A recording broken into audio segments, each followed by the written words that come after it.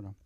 Bon, bah, écoutez, je suis toujours très, très, très heureux de venir à l'ULB, malgré les machins dont vous m'affublez.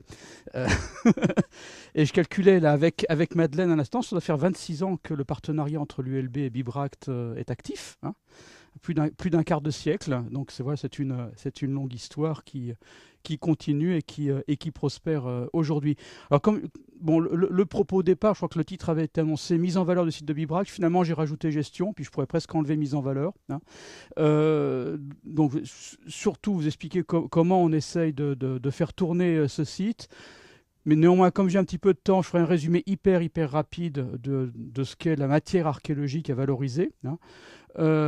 Et puis voilà, bon, j'essaierai un petit peu de prendre le temps, j'essaierai de tenir à peu près dans 1 heure et demie, hein, d'exposer. Donc cette première image dit tout, hein, d'une certaine façon, dit beaucoup de choses. Un site complètement immergé dans une forêt, donc le caractère monumental est pratiquement inexistant, hein. Les vestiges sont totalement masqués. On est également dans une région, vous voyez, parfaitement préservée, hein, ça c'est le beau côté des choses. Le mauvais côté des choses pour l'exploitant du site qui doit essayer quand même de gagner un petit peu d'argent, c'est que faire venir des visiteurs sur un site pareil, qui n'existait pas il y a 25 ans, hein, on l'a complètement réinventé en redémarrant un programme de fouilles dans les années 80, c'est pas évident, hein. Donc Laurent vous a dit à peu près 80 000 visiteurs par an sur le site, 45 000 visiteurs dans notre musée, j'y reviendrai. C'est pas énorme, mais ça demande néanmoins beaucoup d'efforts. Alors bon, allez, on va revenir à quelques aspects, je dirais vraiment de présentation très très basique. Désolé pour les gens qui connaissent bien le lieu. Bibract, c'est quasiment le sommet du Morvan, cette petite montagne qui ressemble bigrement au massif ardennais, hein, donc 820 mètres d'altitude.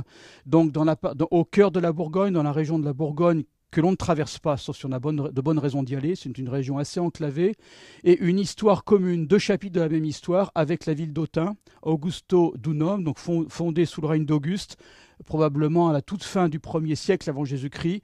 Donc, au cœur du territoire du peuple gaulois éduin, qui en gros occupait tout le sud et l'ouest de la Bourgogne et également la partie nord-est de l'Auvergne.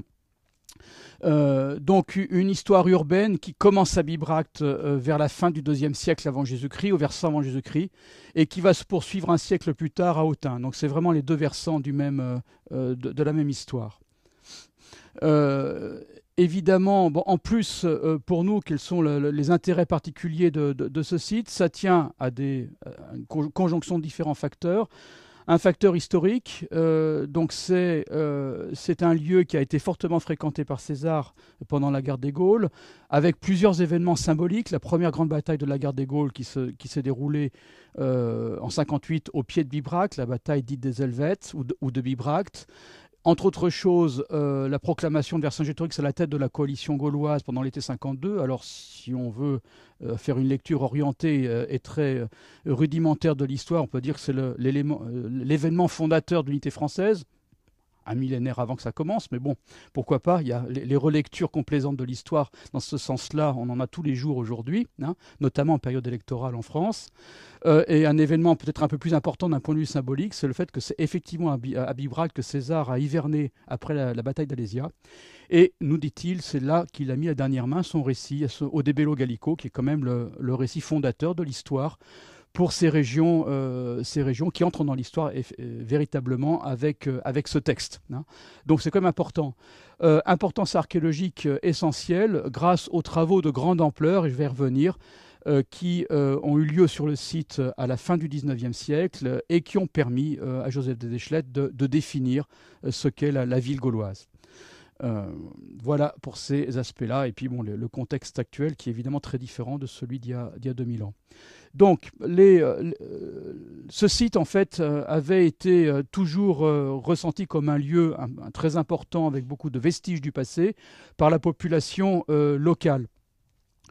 Au XVIe siècle, ça ne faisait un doute pour personne que ce Montbeuvray, dont le nom était transparent, était effectivement le site de l'ancienne Bibract.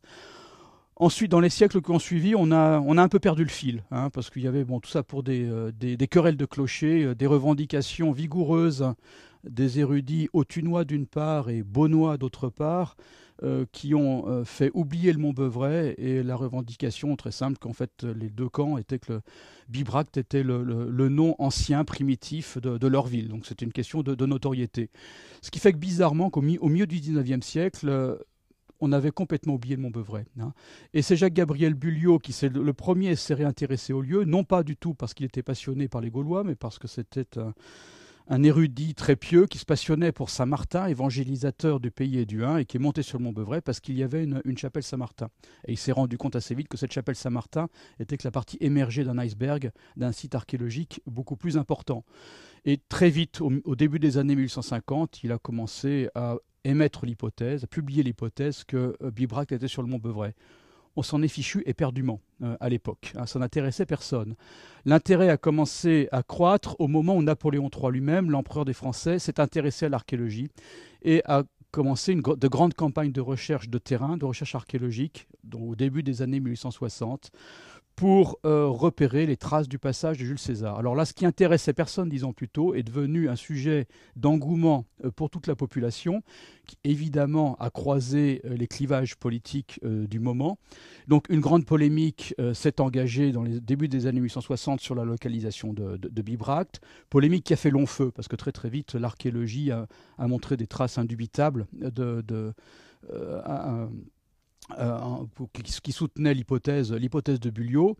Donc toujours est-il que Napoléon III lui-même n'a jamais fait fouiller au Mont-Beuvray, il n'a pas envoyé son équipe, hein, mais il a largement soutenu financièrement les recherches d'érudits locaux. Il faut dire que le Mont-Beuvray ne l'intéressait pas en tant que tel. C'était pas un lieu de bataille, c'était pas un lieu où Jules César avait pu montrer ses talents de militaire, hein. Ce qui intéressait Napoléon III, c'était les grands lieux de bataille. Donc néanmoins, il a financé des campagnes de fouilles, alors au départ menées directement par le propriétaire des lieux, et puis ensuite par M. Bulliot, a fait un espèce de putsch, hein, il s'est fait introduire auprès de l'empereur, et il a repris le chantier de façon un peu brutale en 1867. Hein. Et tant mieux, parce que les deux premières campagnes de fouilles ont été faites avec une méthode tout à fait médiocre, hein. Bulliot, en revanche, avait le souci de faire au moins aussi bien que l'empereur. Il avait le modèle des travaux de Napoléon III à Alésia, notamment, qui était tout proche, c'est à 120 km de Bibracte, et de la même façon qu'il menait déjà depuis quelques années une enquête extrêmement méthodique sur le passé gallo-romain d'Autun, il s'est entouré de compétences diverses, hein, des chimistes, des topographes, des dessinateurs, probablement des photographes, même si on n'a pas beaucoup de traces malheureusement de cela, pour avoir faire un travail qui soit à la hauteur du travail de l'empereur. De fait, il a fait un travail de longue durée, avec une documentation qui est assez homogène, hein, donc il a fouillé jusqu'à la dernière extrémité, jusqu'au début des années 1890, en passant certaines années, près de 6 mois de l'année, dans ce qu'il appelait de façon très pompeuse l'hôtel des Gaules. Hein, modeste hôtel, un lieu pas très religieux. Voilà, donc il a consacré vraiment beaucoup de temps à ce site. Donc une documentation qui est énorme, qui est entièrement conservée. On a cette chance-là, rien n'a été perdu. Qui est très systématique, évidemment qui doit être revu avec un regard critique. Quand les quelques photos de fouilles que l'on a montre que la qualité des relevés ne pouvait pas être meilleure que la qualité des observations, hein.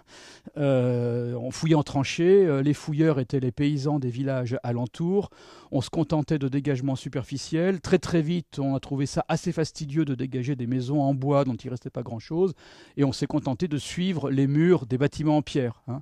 Avec l'avantage pour nous, c'est qu'en fait, on a des plans, mais on a pratiquement préservé la totalité des couches archéologiques, parce qu'on se contentait de suivre les murs, et de façon superficielle. On n'allait jamais en profondeur, ce qui fait que même dans toutes les zones qui avaient été fouillées au XIXe siècle, on peut retrouver des choses fort intéressantes en descendant un peu plus profondément. Alors, ces recherches ont été essentielles, parce que alors que Napoléon III et toute sa grosse équipe, avec son énorme programme de recherche, mettait en évidence la technique militaire de César et ne révélait que très très peu d'objets, hein, proprement gaulois, hein. À Alésia, il n'a pratiquement pas fait fouiller sur l'oppidum, proprement dit. Hein. À Bibracte, véritablement, ce que l'on découvre, c'est la réalité matérielle des pracons de l'époque de César Vercingétorix, réalité dont on ignorait absolument tout, encore au début des années 1860. Hein. Je vous rappelle une anecdote. La découverte qui a motivé le démarrage des fouilles d'Alésia hein, au début de 1861, c'est la découverte d'un dépôt d'armes en bronze, qu'on était persuadé de pouvoir associer à la conquête, à la bataille de 52, et qui en fait est un dépôt d'armes de la fin de l'âge du bronze. Hein, oui, donc, oui, au début des années 1860, on ignore absolument tout hein, du détail hein, des matériaux archéologiques. 10 ans plus tard, les grandes bases des classements seront parfaitement établies. Donc il y a vraiment une décennie fondamentale pour la fondation de l'archéologie proto-historique, qui est la décennie 1860, et les fouilles de Bibracte qui ont largement contribué. On aura d'ailleurs à un moment Gabriel de Mortillet, en complétant progressivement son système chronologique qu'il avait d'abord mis en place pour la préhistoire, avait inventé la strate beuvrésienne, hein, qui succédait à la strate marnienne et qui précédait la strate lugdunienne. Bon, évidemment, des concepts qui ont fait long feu, mais qui ont montré l'importance qui a été accordée à cette époque-là, dans les années 1860-70, à ces recherches. Alors, donc voilà, un travail tout à fait extensif. Donc voilà, on a déjà la physionomie de Bibracte apparaît sur tous les relevés archéologiques de cette époque-là. Ce qui caractérise Bibracte, c'est ses remparts. Une ligne de rempart de plus de 5 km de longueur, très bien marquée dans la topographie, même s'il n'y a plus une seule pierre qui est apparente. Hein. Et puis en rouge, toutes les observations de Bulliot, des dizaines et des dizaines de bâtiments, sur la totalité de la montagne. Donc un travail véritablement extensif qui nous donne une image détaillée mais biaisée hein, de l'occupation du site, puisque l'essentiel de ces bâtiments sont des bâtiments en pierre qui relèvent de la dernière phase d'occupation du site, la seconde moitié du 1er siècle avant Jésus-Christ, pour ne pas dire la toute fin du 1er siècle avant Jésus-Christ pour la plupart. Donc c'est déjà un premier bonheur de ce site, c'est-à-dire que la personne qui a travaillé pendant 30 ans n'a pas massacré le site, hein, au contraire, hein, il a fait un travail tout à fait intéressant. Hein. Deuxième hasard tout à fait positif pour Bibracte, c'est le fait qu'au moment où Bulliot, pour des raisons de santé, est obligé d'arrêter la fouille, la relève est prise par un de ses neveux, qui lui aussi était quelqu'un qui avait un intérêt généraliste pour l'histoire, qui avait rêvé de faire l'école des Chartes, mais ses parents, plus sérieusement, l'avaient réorienté vers la gestion des entreprises familiales, une grosse entreprise textile. Et néanmoins, Joseph Deschlette mènera toujours de front deux carrières. Donc la carrière de grand industriel et la carrière d'archéologue hein, et d'historien. Donc en tout cas son métier d'industriel va l'obliger à voyager dans l'Europe entière et au-delà, et va lui permettre d'écumer les vitrines de tous les musées européens. Donc il va assez rapidement, en quelques années, obtenir vraiment une vision encyclopédique hein, de la proto-histoire européenne et de la période antique également, les deux périodes qui le passionnaient particulièrement. Hein. C'est un homme qui n'était pas un homme de terrain. Hein. Les quelques fouilles qu'il a faites à Bibracte entre 1895 et 1907 sont assez catastrophiques du point de vue de la documentation collectée, la documentation primaire. C'est pas lui-même qui la prenait, donc c'est vraiment quelqu'un de cabinet, qui est un homme de synthèse. Et qui a surtout valu pour Bibracte dans la mesure où il a valorisé tout le travail de son oncle, qui avait eu surtout un retentissement régional. Bulliot n'était pas quelqu'un qui se faisait voir dans les cercles parisiens, dans les académies parisiennes. C'est véritablement Deschlette qui a valorisé ce travail au travers de plusieurs publications importantes, comme la comparaison entre Bibracte et les découvertes de Stradonitz en Bohême en 1902, et puis surtout au travers du fascicule de son manuel d'archéologie qui est consacré au second âge du fer ou époque de l'Athènes, pour reprendre le titre exact, qui va paraître à la veille de sa mort au printemps 1914, avec cette planche du manuel qui résume parfaitement hein, le travail qu'il a pu faire. Il a pu faire des rapprochements de proche en proche, je dirais de la France centrale jusqu'au cœur de l'Europe, donc jusqu'en Bohême et en Transdanubie hongroise, pour montrer que Bibracte était appartenait à une catégorie de sites dont on trouvait des représentants très très proches, aussi bien d'un point de vue de la topographie que d'un point de vue de la culture matérielle, donc sur une très très vaste région de cette Europe moyenne, Europe nord-alpine. Donc ce travail fondateur a évidemment donné une notoriété européenne à Bibracte. La mort d'Eschlet est assez symptomatique de l'évolution de l'archéologie française, ou plus largement de l'évolution de l'archéologie européenne. Les grands érudits qui avaient construit l'archéologie en France entre l'époque de Napoléon III et le début du premier conflit mondial étaient des gens qui étaient pour l'essentiel en dehors de l'université. Les archéologues universitaires sont des gens qui sont plutôt des archéologues qui travaillent sur le monde classique. Les Gaulois, la proto-histoire de l'Europe tempérée, ces peuples sans écriture, ça n'intéresse pas nos grands universitaires. Ces gens-là, comme Deschlet, n'avaient pas de disciples. Ils n'étaient pas inscrits dans une tradition universitaire. Donc Deschlet est mort sans laisser quelqu'un pour prendre le relais. Et en fait, le Beuvray va de nouveau repartir dans l'oubli jusqu'aux années 1970. Donc ça va être un très très grand temps mort.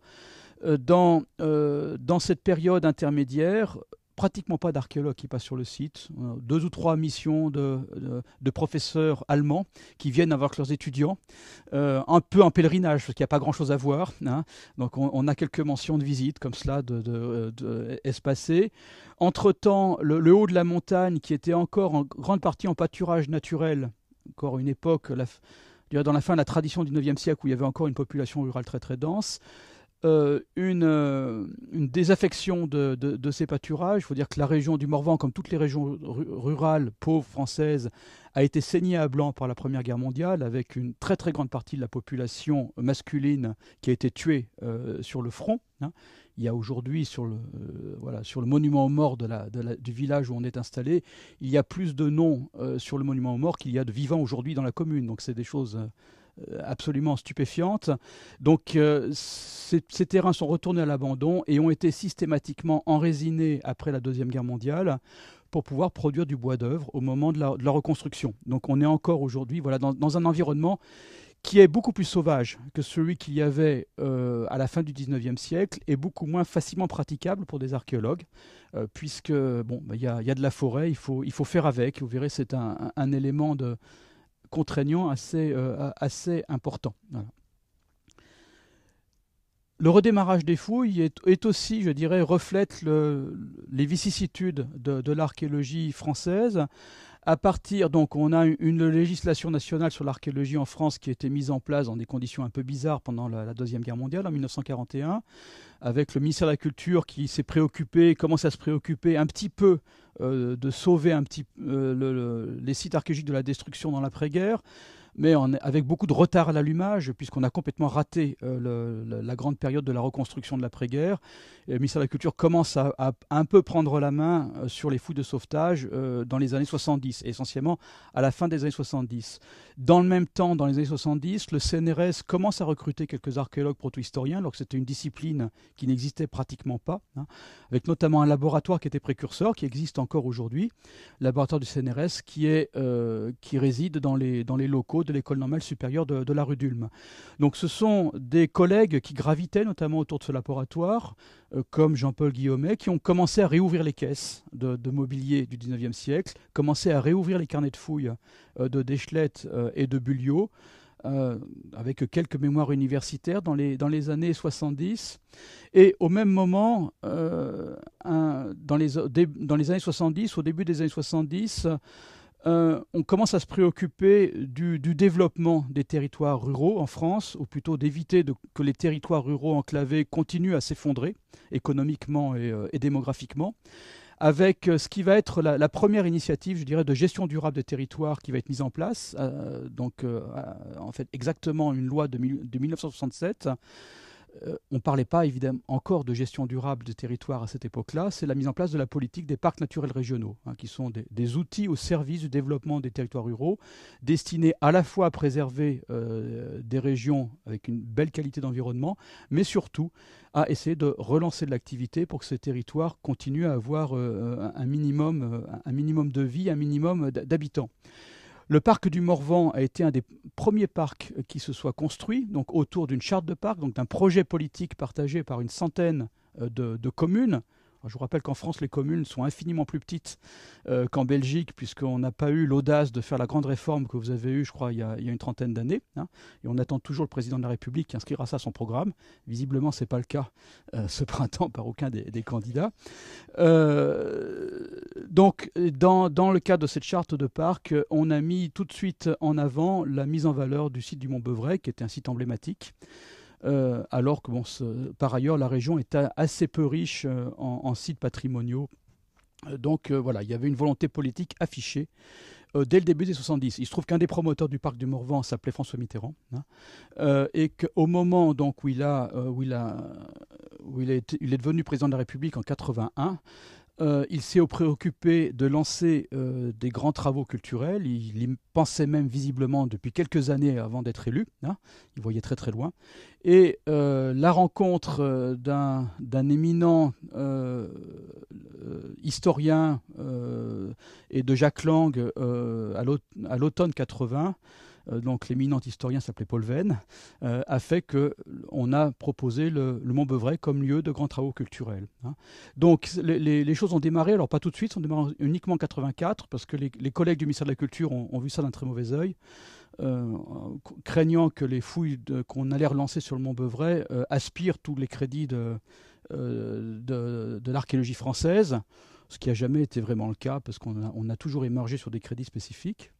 Donc il y a eu une convergence d'intérêts à la fois de la communauté archéologique qui se cherchait à redémarrer des grandes fouilles sur des grands sites emblématiques et un intérêt politique à un moment donné. Donc au milieu des années 80, donc c'est là qu'arrive l'ULB avec différentes autres universités. Le site était immense. On connaissait à l'époque, quand on redémarre les fouilles, on considère qu'il a 140 hectares. Il y avait eu 35 ans de fouilles au XIXe siècle, donc ce n'est pas la seule équipe de l'École normale supérieure qui pouvait se permettre de dépasser le constat archéologique du XIXe siècle. Il fallait du renfort, il fallait beaucoup de moyens humains, et assez naturellement, on s'est tourné vers des collègues étrangers, sachant qu'on a eu toujours des habitudes de rencontres, notamment dans le cadre d'une association qu'on avait créée quelques années auparavant, qui s'appelait l'Association française de l'étude de l'âge du fer, la FEAF, qui existe toujours, et qui était un moment de rencontre privilégié entre les archéologues européens qui travaillaient sur l'âge du fer. Donc on est allé chercher avec peu d'audace des collègues à Bruxelles, mais on est allé également un peu plus loin. On est même allé jusqu'en Tchécoslovaquie, en Hongrie à l'époque, et je pense que le pouvoir politique, et Mitterrand notamment, ont été très sensibles à cette fédération naturelle qui s'est faite autour de Bibracte, à un moment déterminant de la construction européenne. Donc l'initiative des archéologues, qui était purement liée à des contingences, il fallait plus de monde pour travailler, a fait rebondir l'intérêt du pouvoir politique. Donc, des hasards heureux, les choses se sont faites de façon très empirique, mais finalement toujours en faisant progresser ce qui s'est passé.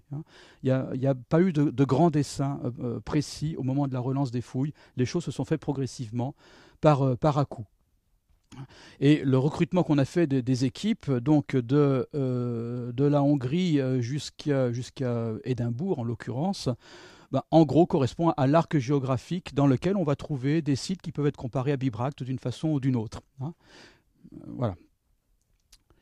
Donc aujourd'hui, 150 ans exactement après les premiers coups de pioche, des archéologues ont eu lieu à l'automne 1864, donc dans 2 ans on fêtera le 150e anniversaire. On a beaucoup travaillé avec une grande période de blanc entre 1914 et 1984, mais au total, je dirais que la partie du site que l'on a dégagée est petite. On est intervenu sur moins de 10 hectares à l'intérieur du site. Je dis on est intervenu, je ne dis pas on a fouillé exhaustivement, parce que c'est loin d'être le cas. Vous voyez, toutes ces zones en gris sont des zones qui ont été grattées au XIXe siècle. on pourrait y reprendre les fouilles. Partout, il y aura encore beaucoup de choses à faire. Hein. Et même dans les zones qu'on a fouillées nous-mêmes, on n'a jamais épuisé complètement le gisement. Il y a une sédimentation archéologique qui est extrêmement forte. Il y a beaucoup de choses à faire. Dans le même temps, la surface du site a augmenté. Hein. Alors c'est un peu bizarre. Elle a augmenté une première fois au milieu des années 80, quand on s'est aperçu que le rempart qui avait été relevé par Bulliot, en fait, était un petit rempart et qu'il y avait un rempart beaucoup plus vaste, qui est un peu antérieur, qui délimite une surface de près de 200 hectares et qui fait 7 km de longueur. Donc déjà, il fallut revoir à la hausse. Et puis tout dernièrement, hein, depuis 4-5 ans, en faisant des prospections systématiques en dehors des remparts, ce qui n'est pas facile, parce qu'il n'y a pas de terrain labouré, il y a surtout de la forêt, hein, mais on a fini par s'apercevoir qu'à 4 km des remparts, dans cette direction-là, à l'emplacement des sources de l'Yonne, la rivière Yonne, on avait une énorme agglomération ouverte, strictement contemporaine de Bibracte, donc qui participe de l'histoire urbaine de Bibracte, qui s'étend sur au moins une centaine d'hectares. Hein, donc qui permet de vraiment voir les choses à une autre échelle. Et il n'est pas du tout impossible qu'on ait un autre site d'agglomération, mais qui est encore moins bien caractérisé, dans la direction opposée vers le sud. Donc l'échelle du site grandit. Hein, donc le gisement, je dirais, est assez largement inépuisable. Et en tout cas, ça ne va pas être la raison qui va limiter l'ampleur des programmes de recherche. Donc, quelques images très très brèves, ce n'est pas du tout systématique, que vous donner quelques aspects de l'archéologie de Bibracte. Donc un système complexe de fortification, vous l'avez vu, je détaille un petit peu. Ici, la technique des remparts, pour ce que l'on connaît, les 2 lignes de fortification principales, c'est un murus gallicus, où vous voyez très très bien l'empreinte des poutres, ici à l'emplacement d'une poterne. Bon, la chance, alors, le site du Mont-Beuvray n'a pas pu bénéficier des avancées des techniques de prospection géophysique, malheureusement. Et contrairement à beaucoup d'autres grands sites archéologiques qui, au cours des 2 dernières décennies, ont vu la connaissance que l'on avait largement progresser à cause des prospections magnétiques ou des prospections électriques. Là, le sous-sol du Mont-Beuvray fait que ce n'est pas évident. Hein. Pour l'instant, on a fait chou blanc. En revanche, la microtopographie, qui avait été reconnue comme une technique très performante dès les années 1860, avec la mise en œuvre de techniques de relevé qui étaient innovantes à l'époque, continue à être extrêmement productrice d'informations. Et là, voilà, par exemple, on avait fait d'autres types de relevés avant, l'image que l'on peut avoir avec les relevés LIDAR, donc prospection par balayage laser aérien, qui a l'énorme avantage de pouvoir passer entre les arbres, hein, et nous donner une image du site avec une résolution de l'ordre de la dizaine de centimètres aux endroits où le faisceau est bien passé. Et vous voyez très très bien, on pourrait zoomer énormément, que les lignes de rempart apparaissent parfaitement. Vous voyez que tout un tas de plis dans le relief qui sont des terrassements. Hein. Ici, probablement des carrières ou des mines. Ici, des maisons. Ici, la grande terrasse PC14, chère à Laurent Bavet et à son équipe. Les terre-pleins, des voies d'accès. Donc, une énorme quantité d'informations. Alors, si on fait un premier filtrage de cela, pour s'intéresser uniquement aux fortifications, alors le calage n'est pas parfait d'ailleurs, donc on voit les deux lignes principales de fortification. On sait que la ligne verte est plus ancienne que la ligne rouge. La ligne rouge probablement installée au tout début du 1er siècle avant Jésus-Christ.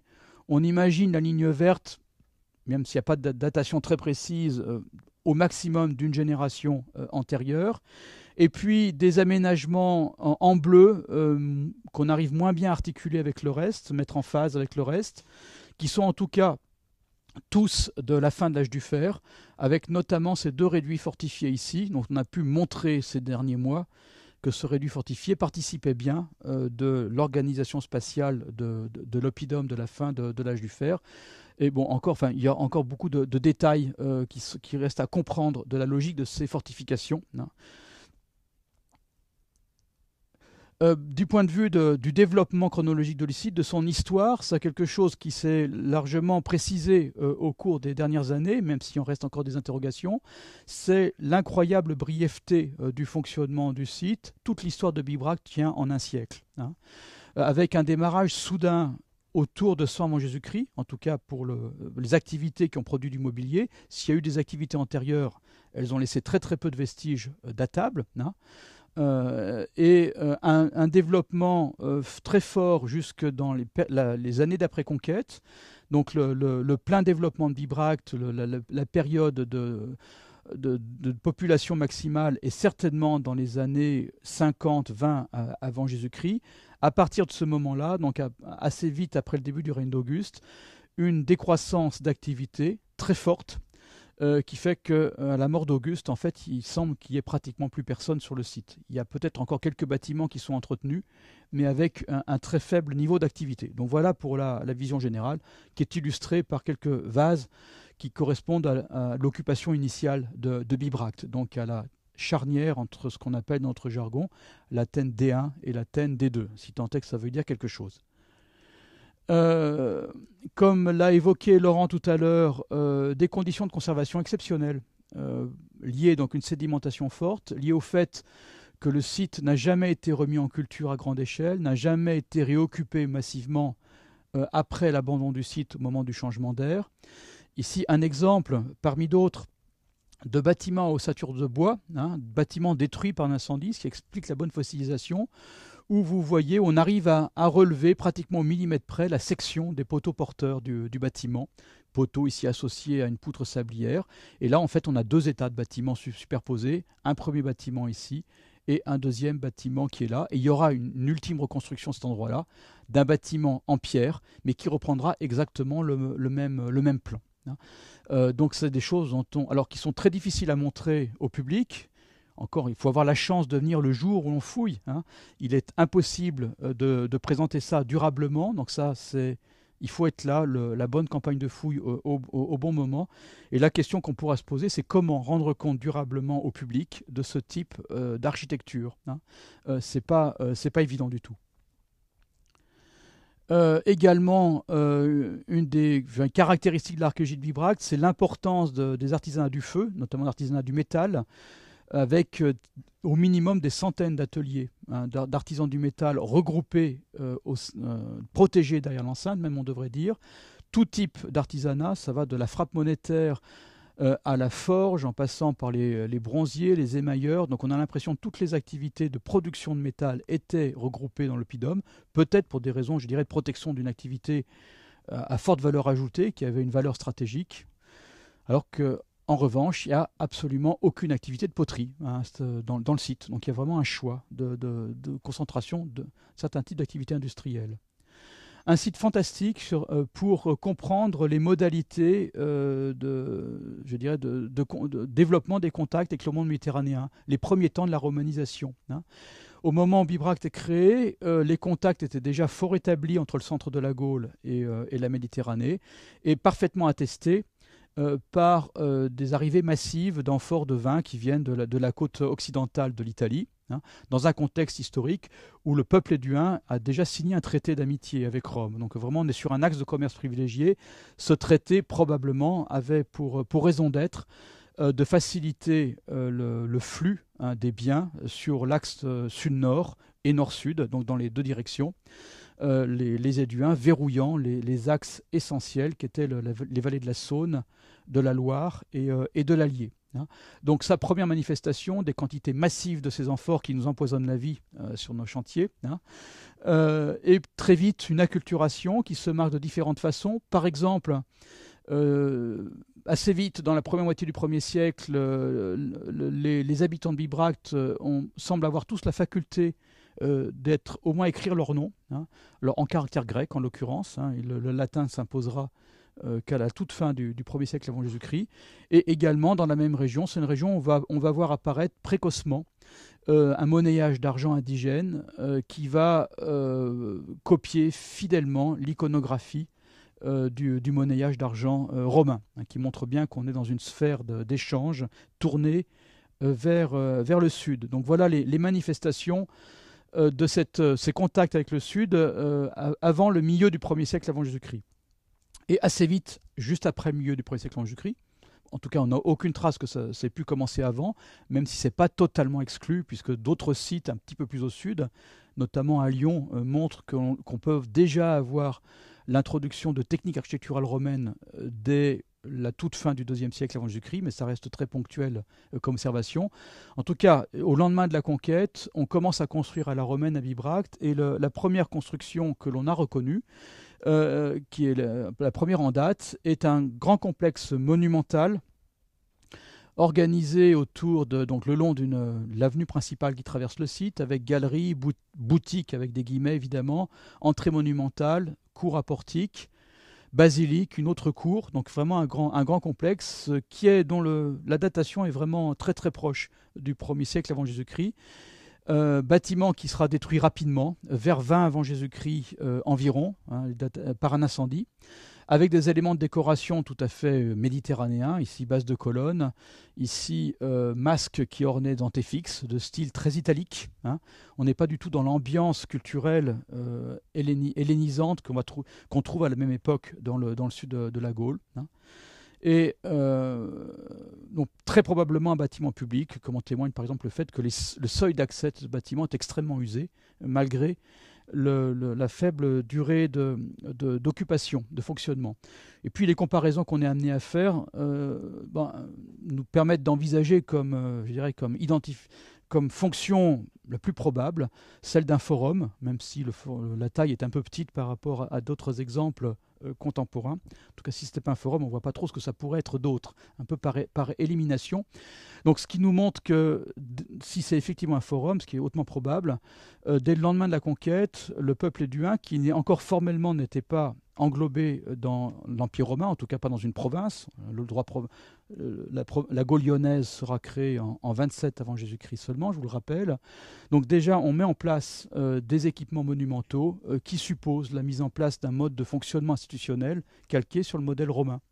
C'est un municipe qui se met en place à Bibracte, et Bibracte, à ce moment-là, fonctionne comme une capitale de territoire romanisé. Donc c'est vraiment, ça nous remonte d'une génération, la mise en place des institutions romaines en Gaule. Donc c'est quelque chose qui était tout à fait inattendu et qui a laissé des restes substantiels dont évidemment on se préoccupe de la présentation au public.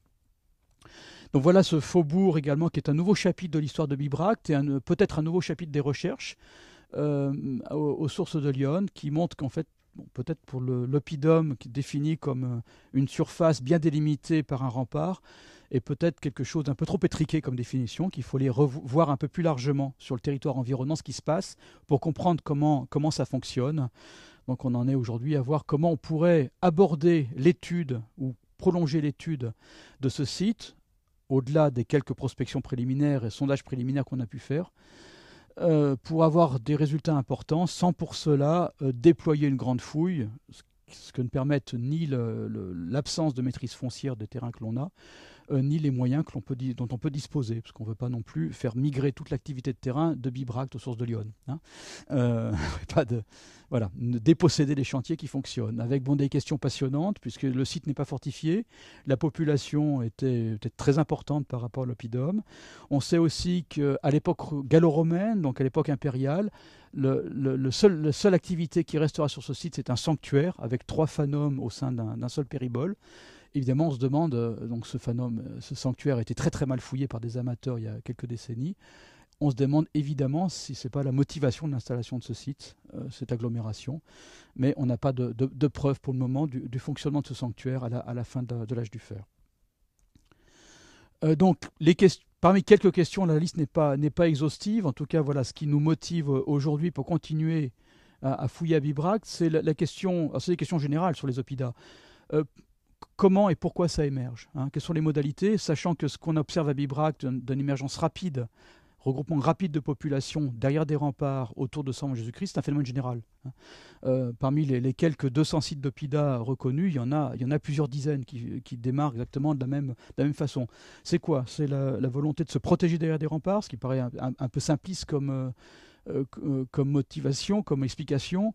Est-ce que c'est la volonté de mettre en avant un espace privilégié pour des rencontres à caractère politique ou religieux, au moment où se construisent les pouvoirs régionaux dans le monde celtique?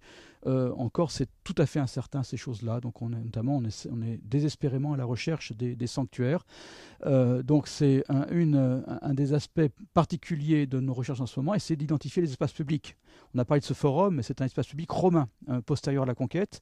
Est-ce qu'il y a des espaces avec une fonction équivalente avant l'époque de César? Pour l'instant, on est incapable de le dire. On a quelques pistes liées à des découvertes dans d'autres sites, encore très peu nombreuses. Je pense par exemple à Coran en Auvergne ou au Titelberg au Luxembourg, qui donnent des pistes de ce à quoi pourraient ressembler les espaces publics, mais à Bibracte, on a du mal à caractériser tout cela. On souhaite évidemment, je l'ai dit, Bibracte est devenu d'une certaine façon une capitale romaine juste après la guerre des Gaules. Mais quel était le statut du site avant la guerre des Gaules? César ne dit jamais dans son texte que les oppida sont des capitales. Donc, est-ce que le pouvoir politique effectivement siège dans les oppida? Dans quelle mesure on a déjà une urbanisation qui est avancée avec une différenciation des espaces, par exemple? Tout cela, ça reste très très vague, très incertain. Il faut dire qu'on a comme une connaissance très très très médiocre quand on rentre un petit peu dans le détail de ces questions. Les fortifications, pendant des décennies, c'était la mode. On a mis un peu de côté l'usage militaire, mais après tout, si on y met suffisamment de militaires derrière, c'est tout à fait défendable. Donc voilà, est-ce qu'il ne faut pas réviser un petit peu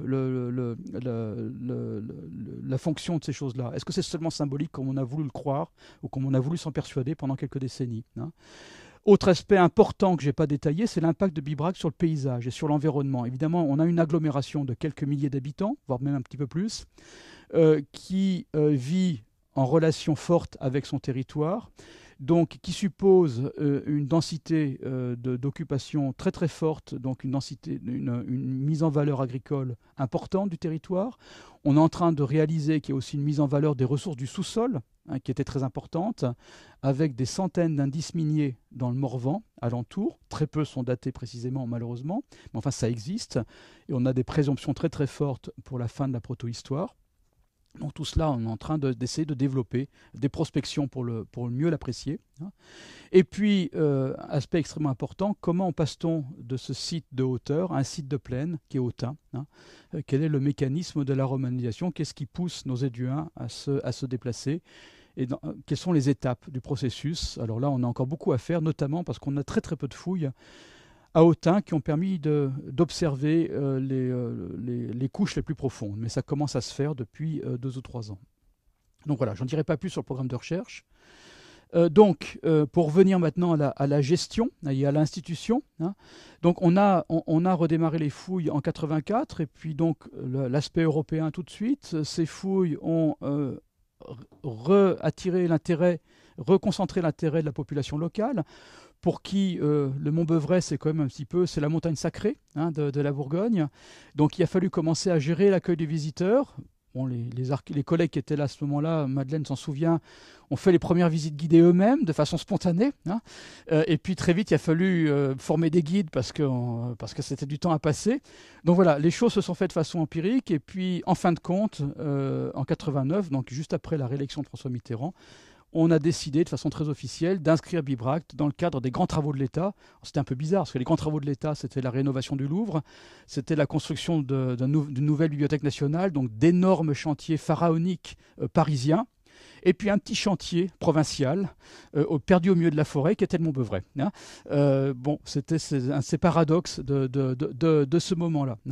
Donc il a fallu très vite, parce que l'objectif était de mettre en place ces équipements avec l'échéance du printemps 95. Je vous rappelle, printemps 95, fin du deuxième septennat de Mitterrand, une des dernières sorties publiques de Mitterrand a été l'inauguration de nos locaux. Donc il a fallu acheter les terrains qui étaient encore entre les mains privées, donc l'essentiel de la montagne, même si le parc du Morvan avait déjà anticipé quelques années auparavant.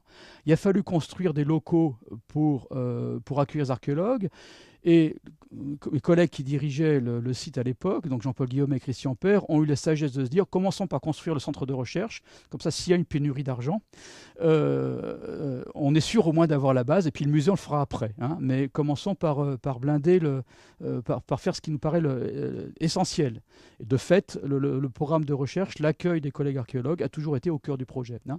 Et puis la construction d'un musée, assez grand, hein, si je dois dire, certainement d'ampleur démesurée par rapport à ce que souhaitaient les archéologues qui fouillaient le site. On se serait contenté de quelque chose de beaucoup plus compact, d'un petit centre d'interprétation.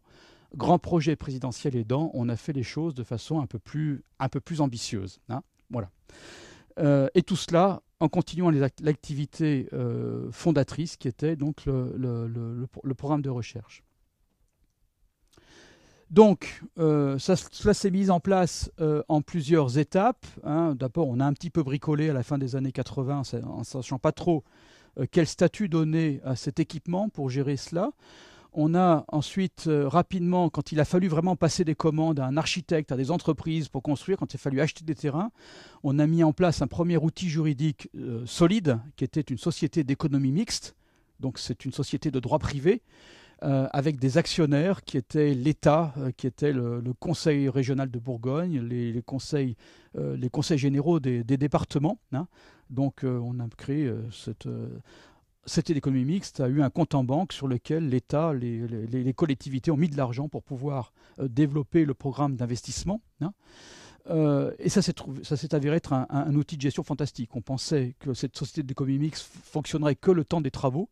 Et puis on s'est aperçu que c'était un outil très très efficace. Encore une fois, l'empirisme a fonctionné dans le bon sens. Hein, et on reste aujourd'hui dans l'héritage du fonctionnement qui était mis en place au début des années 90.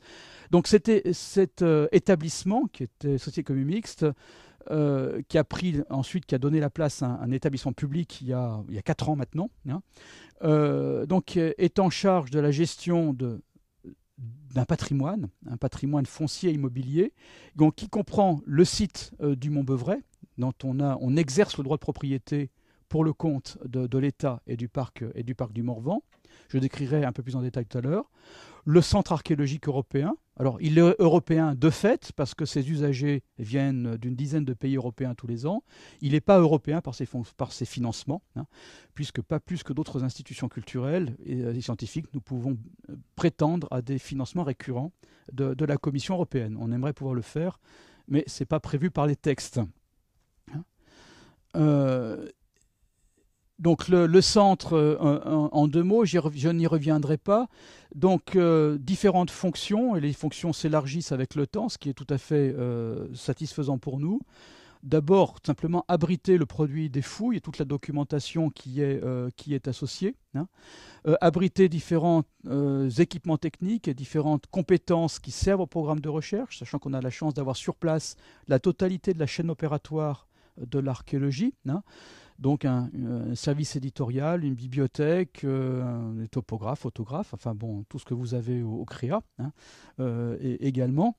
Et puis tout ce qui permet d'accueillir des collègues qui viennent travailler, sachant que nous ne travaillons pas nous-mêmes, nous ne faisons qu'encadrer et diriger à Vibract. Le principe qui a été mis en place au milieu des années 80, c'est d'avoir un projet collectif, hein, donc tout le travail de terrain, le travail de collecte primaire d'informations est fait par des partenaires scientifiques comme l'est l'ULB, et l'équipe permanente du centre est là pour assurer de la cohérence et assurer la logistique, autant que faire se peut. Hein, mais vraiment l'objectif de faire travailler ensemble des instituts de recherche et de formation supérieure européens prime d'une certaine façon sur l'efficacité de la recherche. On aurait pu travailler aussi vite, voire plus vite, en mettant dehors toutes les universités partenaires et en employant une quinzaine d'archéologues professionnels. Mais on a dit dès le départ que ce n'était pas ça la philosophie. On l'a encore rappelé cet hiver, parce qu'on s'est rappelé les fondamentaux avec le ministère de la Culture, mais que veut-on sur le Beuvray? Et on l'a rappelé ça, ce qui est assez satisfaisant. Donc c'est vraiment la priorité de ce que l'on fait. Et donc on peut accueillir jusqu'à près d'une centaine d'usagers en même temps en séjour. Et puis dernier usage qui vient d'arriver, hein, puisqu'on l'a inauguré très officiellement samedi dernier, donc vous voyez c'est tout frais, même si c'est opérationnel depuis quelques mois. C'est un agrandissement substantiel de nos locaux, enterrés, hein, qui permettent d'accueillir une réserve centralisée pour les collections archéologiques de Bourgogne. Donc ça, c'est une situation française. On a commencé l'archéologie de sauvetage à grande échelle en France, je dirais autour de 1980, sans jamais se préoccuper de façon cohérente du devenir des collections et des archives issues de ces fouilles.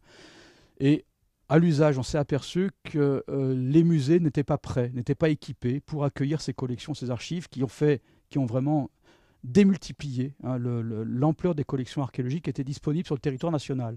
Donc 30 ans plus tard, c'est une catastrophe absolument totale. Les collections sont dispersées aux quatre coins du territoire dans les endroits les plus saugrenus, dans des réserves qui n'ont pas été, dans des locaux qui n'ont pas été équipés pour cela. Les archives de fouilles, dans beaucoup de cas, sont restées chez les fouilleurs, ont été perdues. Et depuis quelques années, en 2008 exactement, le ministère de la Culture a décidé de prendre le taureau par les cornes et sachant qu'il ne pouvait pas systématiquement s'appuyer sur les collectivités pour mettre en place un maillage de lieux de stockage et de gestion, a commencé à mettre en place à l'échelle régionale des structures d'accueil des collections et de mise à disposition des chercheurs.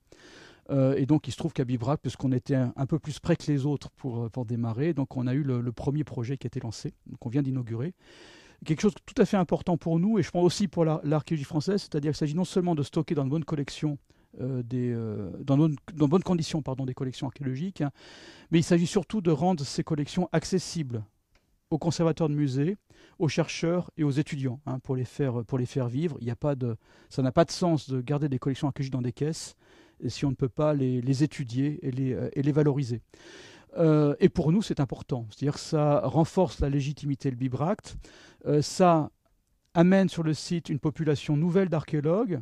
Alors, un peu paradoxalement, jusqu'à ces dernières années, on avait un flux international de gens intéressés par la fin de l'âge du fer qui fréquentent Bibracte, mais par contre, les archéologues régionaux étaient, dans la mesure où ils n'étaient pas spécialistes de l'âge du fer, étaient un petit peu exclus de ce qui s'y passait.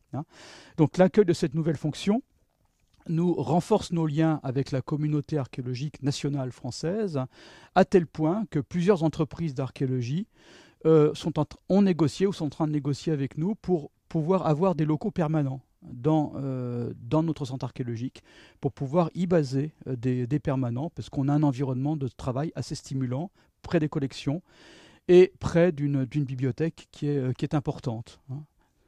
Et là, maintenant je m'adresse à vous, comme je me suis adressé à mes élus locaux samedi dernier, tout cela, ça crée de l'activité. C'est des emplois nouveaux qui sont stabilisés sur place. Chaque emploi nouveau, c'est une famille. Chaque famille, c'est 2 ou 3 enfants qui vont permettre de préserver une classe dans l'école qui est à côté. Donc, dans un territoire qui est très peu peuplé, l'installation de 2 ou 3 familles peut avoir un effet de levier fantastique sur le maintien de services publics. Donc tout cela, c'est quelque chose que l'on peut valoriser, qui est important. Là, on est dans la gestion. On verra, je referai une synthèse de tout cela. Mais c'est des préoccupations quotidiennes aussi, de voir comment le projet peut s'inscrire localement et comment il peut servir le territoire. Si on veut avoir un retour des collectivités en termes de financement, c'est absolument essentiel. Et donc le dernier volet, donc le musée, donc 45 000 visiteurs, on l'a déjà dit 2 fois. Donc un musée qui est un peu particulier, c'est un musée qui a très peu de collections. Et j'avoue que c'est assez confortable pour un conservateur de musée d'avoir peu de collections. J'ai travaillé dans des musées plus traditionnels auparavant. Et bon, donc on a finalement ça donne une certaine souplesse. Le musée fonctionne plutôt comme un centre d'interprétation qui est au service d'un discours plus que de la présentation d'objets. Le discours, c'est d'expliquer les modalités de l'émergence d'un type d'agglomération, d'un type de société urbaine particulier à la fin de l'âge du fer, dans cette grande partie de l'Europe moyenne. Avec évidemment le plus bel exemple que l'on ait, Bibracte, mais on va pouvoir élargir le propos. Là, par exemple, un volet de la présentation qui va montrer des coups de projecteur sur quelques sites contemporains de Bibracte qui ont été bien étudiés et qui vont être dans différentes régions de l'Europe. Là, on est par exemple à Zavist, à côté de Prague, pour cette maquette. Non, c'est pas plus grand qu'avant, Madeleine, mais ça a changé un peu de physionomie ces derniers mois. Donc le Montbeuvray, j'y reviens, on va se rapprocher de la gestion, la mise en valeur du site. Donc la colline elle-même, qui est une espèce de colline détachée du massif du Morvan, fait à peu près 1000 hectares. Et on exerce le droit de propriété mon établissement exerce droit de propriété sur pratiquement sur ces 1000 hectares, sur 950 hectares exactement. Donc ce qui nous donne évidemment de la facilité. Hein.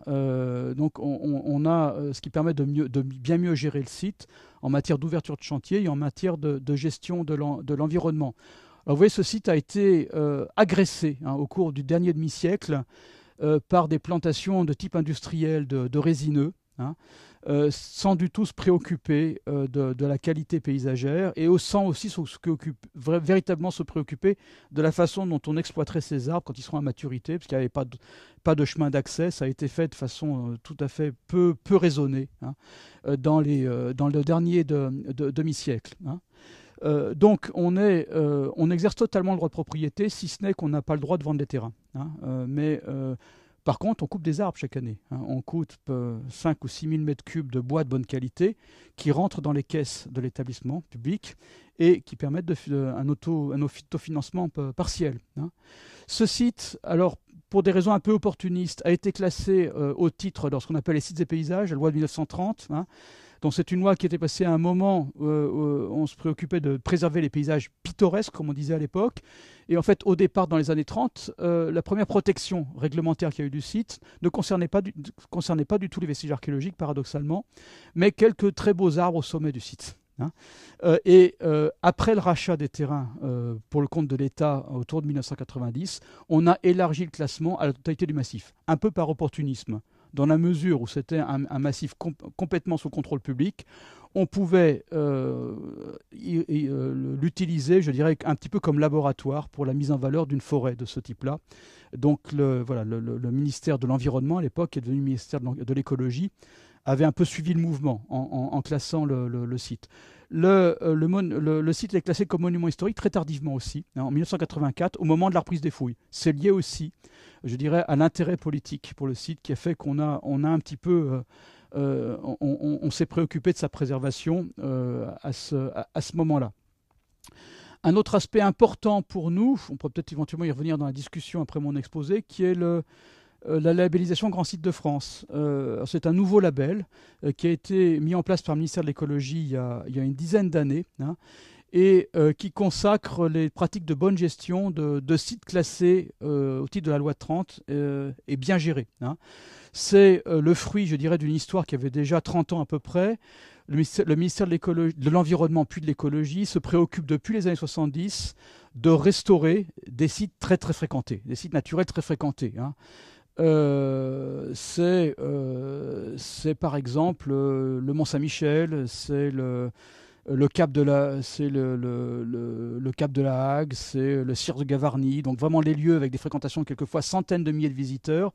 C'est aussi le pont du Gard, hein, des lieux qu'on a connus, surfréquentés, terriblement dégradés. Donc on a investi beaucoup d'argent pour restaurer ces sites. Et puis on s'est aperçu, mais c'est bien de restaurer les sites, mais si on ne met pas en place un outil de gestion durable, ça ne va servir à rien, on va redescendre. Hein. Donc ce label a été créé pour inciter les collectivités à mettre en place des pratiques de bonne gestion, de gestion durable. Hein. Donc ce label est distribué au compte-gouttes, hein, puisqu'on est à l'heure actuelle 10 gestionnaires de sites à en bénéficier. Hein. Et il y a une quarantaine de postulants. Hein. Donc pour nous, c'était une motivation très forte pour formaliser un plan de gestion dans les années 2000 que de pouvoir bénéficier de ce label qui, aujourd'hui, n'a pas encore beaucoup de notoriété parce qu'il est récent. Hein. Donc ce n'était pas l'objectif premier, mais le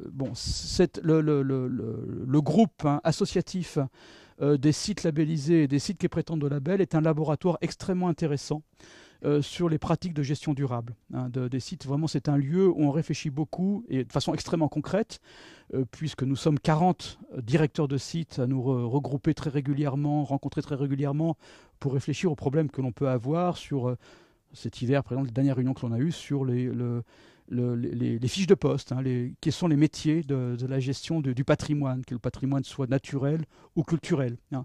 Comment arriver à mettre en place des fiches de poste partagées par tout le monde et mettre en place des formations. Hein. Donc c'est quelque chose qui est tout à fait intéressant.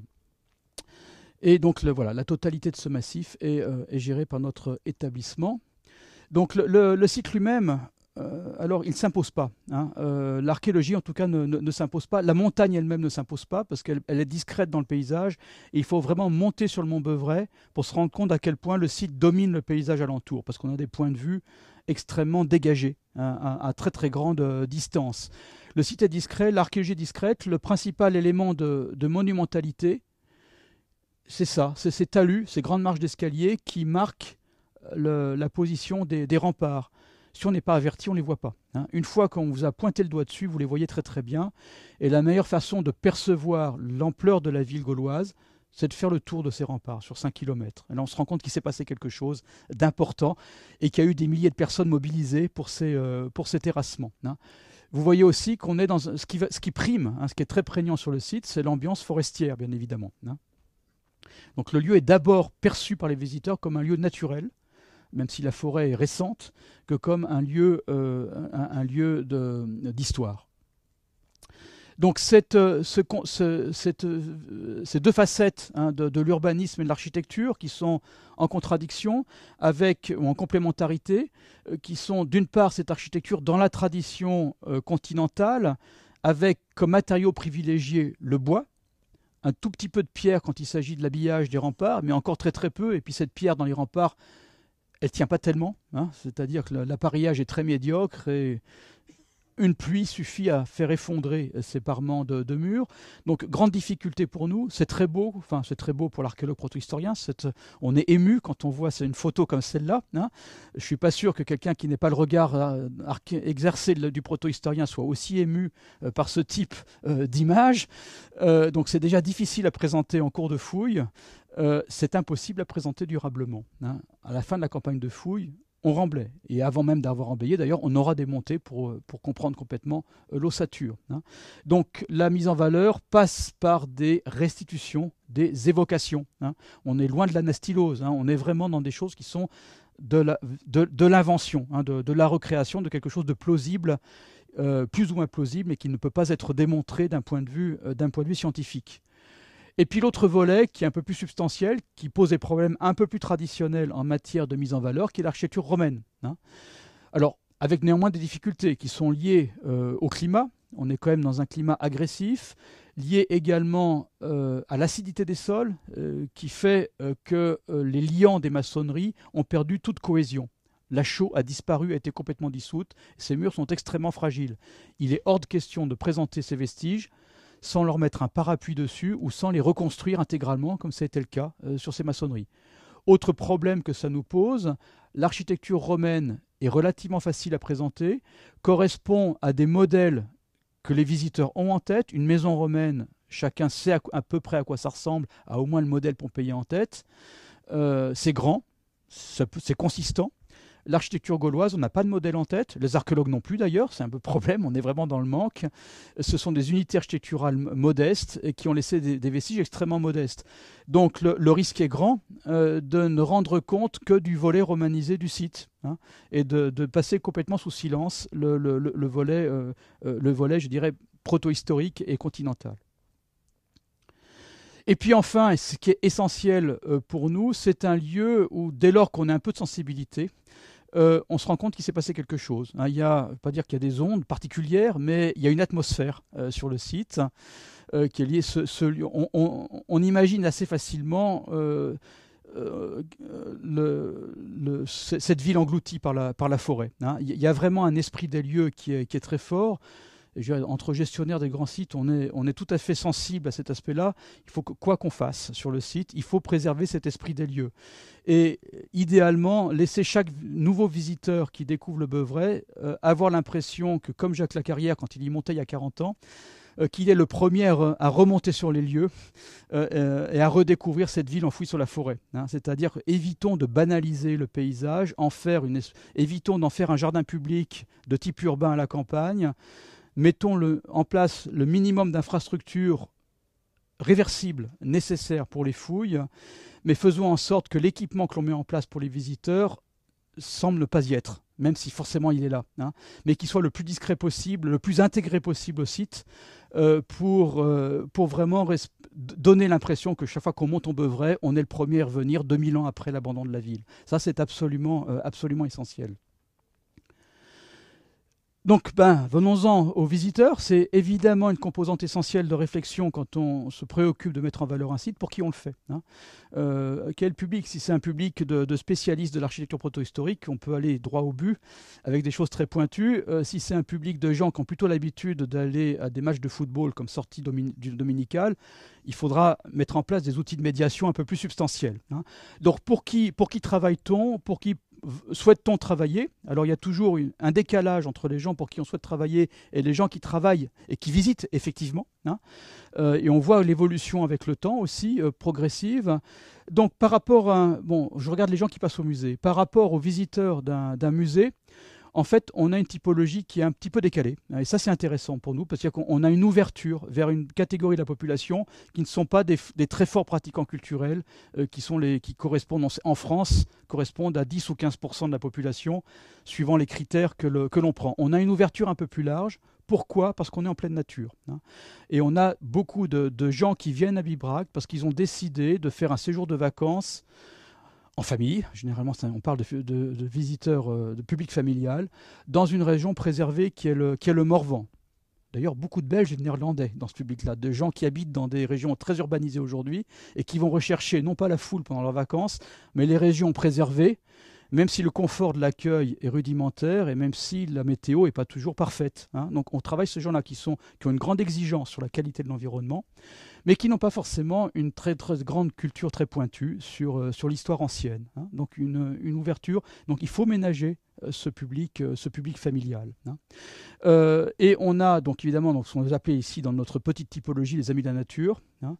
Donc qui vont être sensibles à la qualité de la forêt, qui vont être sensibles à la qualité de l'architecture, qui vont pouvoir être sensibles à des propositions artistiques par exemple, hein, qui vont être curieux en tout cas, hein. Les relais du savoir, ce sont les gens qui vont manger du musée d'archéologie, quoi qu'il arrive. Donc là, quoi qu'on leur présente à côté, c'est les vitrines avec les tessons qui vont les intéresser. Ceux-là sont assez faciles, on sait les gérer. Et puis quelque chose aussi particulier, ce qu'on appelle les fidèles, c'est-à-dire un public de proximité qui bénéficie d'une offre culturelle et artistique très faible, parce qu'on est dans une région très éloignée des centres urbains. Les villes où il y a des scènes artistiques, des grands musées sont à 1h30 de voiture, hein, on est assez loin. Et ces gens-là, donc, qui ont un besoin, qui souhaitent avoir une offre culturelle et qui vont en partie trouver à Bibracte façon de pallier ce besoin de sortie culturelle, et qui vont devenir des archéologues amateurs assez pointus au fil de nos expositions, alors qu'au départ, il n'y avait pas forcément une affinité particulière pour l'archéologie, mais ça correspond à ce que l'on propose. Donc en termes de positionnement touristique aussi, c'est important, parce que bien évidemment, c'est bien d'avoir un beau musée, mais il faut aussi qu'il soit visité, qu'il profite à la population, hein. Il faut aussi que ces visiteurs participent à l'économie du site pour nous faire vivre. Si on n'avait pas de ressources propres, les collectivités publiques seraient bien moins enclines à nous donner des subventions, hein. Le pouvoir afficher notre souci également d'avoir des ressources propres est une bonne façon de motiver, hein, nos financeurs, même s'il est totalement exclu de pouvoir complètement autofinancer notre structure.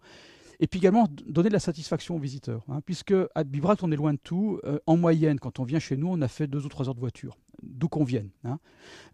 Et donc, pour pouvoir se déplacer sur une aussi longue distance, il faut que ça mérite, du coup, hein. Il faut que la visite se mérite, et donc il faut notamment avoir de quoi s'occuper une journée complète, hein.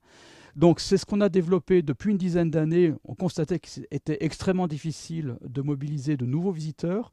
En revanche, il est plus facile de maintenir sur place plus longtemps des visiteurs qui ont fait l'effort de venir jusqu'à nous et qui, parce qu'ils ont fait l'effort, sont très motivés, hein. Donc ça marche assez bien, hein. C'est-à-dire qu'on est passé en une dizaine d'années d'un temps moyen de visite pour les familles de 2 heures à plus de 5 heures, hein. Ce qui veut dire que les gens passent une journée complète. Donc satisfaction bien plus forte en partant, et également probabilité bien plus forte qu'après une journée de visite à Bibracte, ils restent sur place et qu'il y ait des retombées économiques pour l'hôtellerie et la restauration locale. Tout ça est voilà, il faut le prendre en compte, et ce sont des chiffres, des statistiques que l'on va donner au conseil d'administration pour montrer qu'on contribue à l'économie locale, même s'il est extrêmement difficile de chiffrer précisément les retombées d'une telle politique, hein. Et en allant chercher des visiteurs à 3 heures de transport, on va pouvoir aller aborder jusqu'à l'agglomération parisienne ou l'agglomération lyonnaise, par exemple. Donc ça, potentiellement, le bassin de population que l'on peut capter. Le bassin de chalandise, pour utiliser un vocabulaire de commercial, s'élargit très fortement, hein. Donc ça change complètement les perspectives. Donc, comment on a construit notre offre, pour rester un peu dans le vocabulaire commercial, et comment on communique sur notre offre. On communique sur Bibracte, non pas comme un musée, hein, mais comme un site, un musée, un centre de recherche, hein, une identité triple, avec donc un lieu de visite, un parc de caractère patrimonial, archéologique, dont le musée n'est que l'entrée, n'est que la porte d'entrée. On ne met pas systématiquement en avant le musée, qui peut rebuter certains publics, hein, dire venez passer une journée en pleine nature, dans un environnement de qualité, et avec un plus culturel, qui est ce que vous pourrez voir au musée si vous le souhaitez. Voilà l'esprit dans lequel on va communiquer. Et donc on va essayer d'équiper de façon le plus légère possible, mais néanmoins c'est indispensable, cette partie visitable du site, alors qu'avec la contrainte très forte qu'il y a plus de 2 km entre le musée et l'extrémité visitable du site, et une dénivelée qui est de 200 mètres. Donc en termes de cheminement des publics, c'est compliqué, ça coûte cher. La moindre initiative de mise en place de circuits pédestres ou de mise en place de navettes automobiles pour déplacer les visiteurs nous donne des coûts d'exploitation qui sont importants et qu'il faut essayer de contrôler au mieux. Donc ça, c'est tout simplement le plan qui est sur nos dépliants de visite. Donc voilà, il a fallu faire un site qui a un intérêt avant de, je veux dire, on valorise le site auprès de notre public potentiel comme un lieu dont la qualité des paysages est remarquable, hein. Donc il faut se préoccuper du cadre, hein. Donc ça, on s'est aperçu de cela pas de façon spontanée, encore une fois de façon empirique, en faisant des tests de quelques restaurations ponctuelles, quelques mises en valeur ponctuelles de vestiges dans les années 90, notamment cette fontaine Saint-Pierre qui est ici, avec un architecte spécialisé, un architecte en chef des monuments historiques, donc un architecte du patrimoine. Et puis très vite, c'est même l'architecte lui-même qui a fait le constat, mais je veux dire, c'est bien joli de remonter quelques murs perdus au milieu de la forêt, mais c'est le cadre qui compte, hein. C'est quelque chose qui est complètement perdu. Il faut travailler sur le paysage, et il a été le premier à nous faire intervenir un paysagiste en complément dans son équipe, pour prendre en compte pour arriver à greffer le travail de l'architecte sur le paysage alentour. Et puis au moment où on a visé le label Grand Site de France, on s'est préoccupé, donc, après être convaincu que l'intervention d'un paysagiste était essentielle, on s'est préoccupé de travailler de façon beaucoup plus globale sur l'évolution du paysage du site. Donc ça a été un travail qui a été conduit sur 4 ans, hein.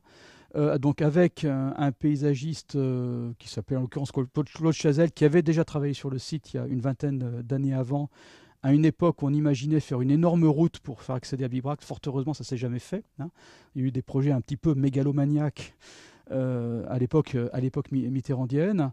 Et donc vraiment, c'est un travail de concertation étroit avec les tutelles de Bibracte, hein, qui sont le ministère de l'écologie, le ministère de la culture, avec l'architecte des monuments historiques, avec l'organisme à qui on confie l'exploitation forestière, l'Office national des forêts, avec le parc naturel régional du Morvan.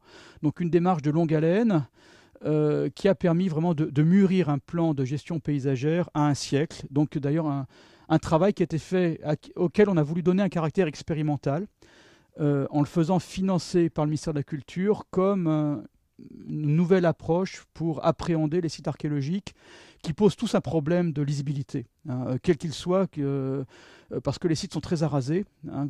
Là, on parle de sites évidemment en pleine nature, hein, donc je ne parle pas de sites urbains, quoique on pourrait dire qu'il s'agisse d'un site antique comme par exemple Glanum, sur lequel on a un peu travaillé, ou de sites même préhistoriques comme Carnac.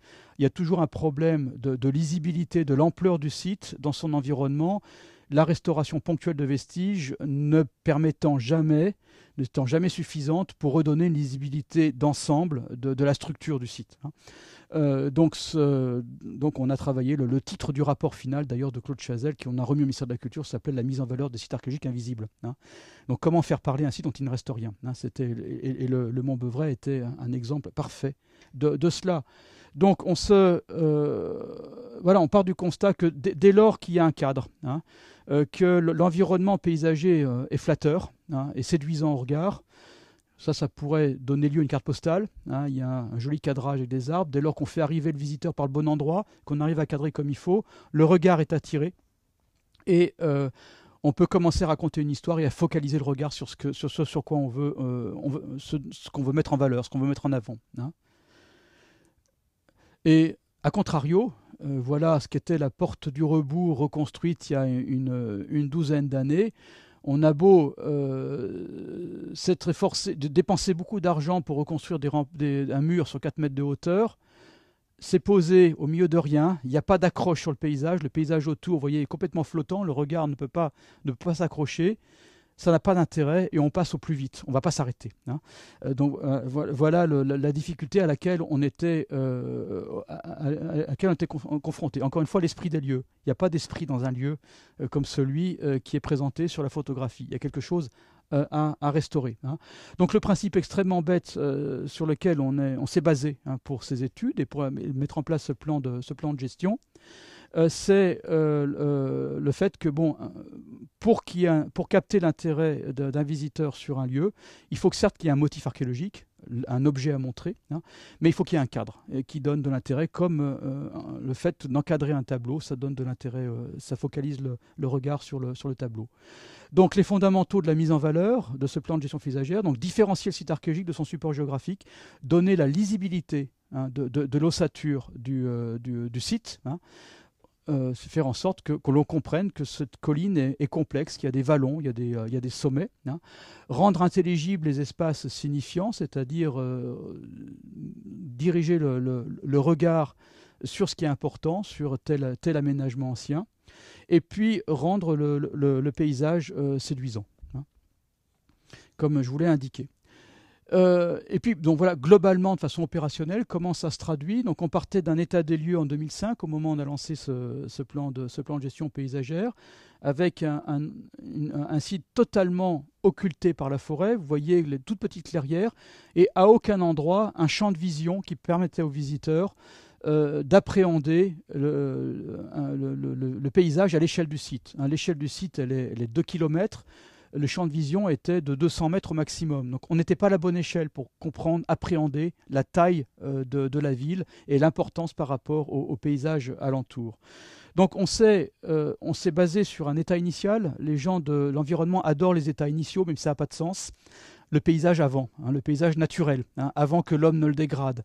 Alors l'état initial sur lequel on s'est basé, c'est l'état d'enforestement au lendemain de la Deuxième Guerre mondiale. En fait, c'est la plus ancienne photographie aérienne qu'on a pu trouver, qui montre qu'il n'y a pas du tout de résineux. Donc, on dit revenons à cet état de boisement initial, hein, mais en retravaillant cela de façon un peu subtile, de façon à sculpter la forêt pour mettre en valeur les espaces signifiants. Alors évidemment, on le fait progressivement. Une forêt, il ne faut pas trop la traumatiser. Hein, le rythme de dégagement suit la physiologie des arbres, donc ça se fait sur un siècle. Hein. Et voilà, le cadre général de principe, évidemment, ça va évoluer de façon un peu différente, parce qu'un arbre est un être vivant, on ne sait jamais comment il va évoluer. Je pense notamment au parc aux chevaux, vous verrez l'équipe de l'ULB, on a eu un petit coup de vent cet hiver qui fait que il y a beaucoup moins d'arbres quand vous avez quitté le site au mois d'août l'année dernière.